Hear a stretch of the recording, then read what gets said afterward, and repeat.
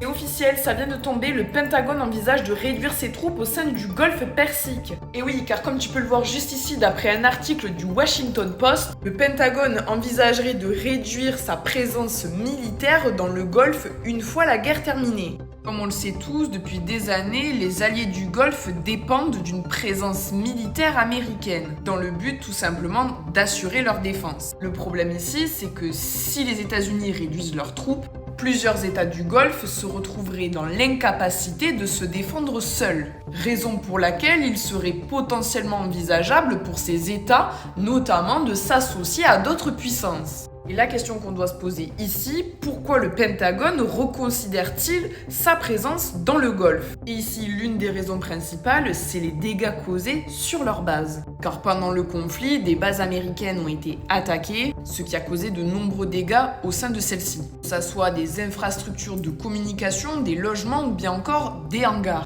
Ce qui m'en fait venir au second point, c'est la vulnérabilité de ces bases, qui sont situées à portée de l'Iran. Et enfin, surtout, c'est l'occasion idéale pour eux de se repositionner. Et comme il nous l'est d'ailleurs très bien mentionné ici, au lieu de reconstruire à l'identique, ce qui serait coûteux et remettrait les troupes dans la même situation de vulnérabilité, Pentagone a trouvé deux pistes, ne pas reconstruire certaines bases endommagées, mais aussi déplacer une partie des troupes beaucoup plus à l'ouest, que ce soit en Jordanie ou en Israël, dans le but tout simplement de réduire la proximité avec l'Iran.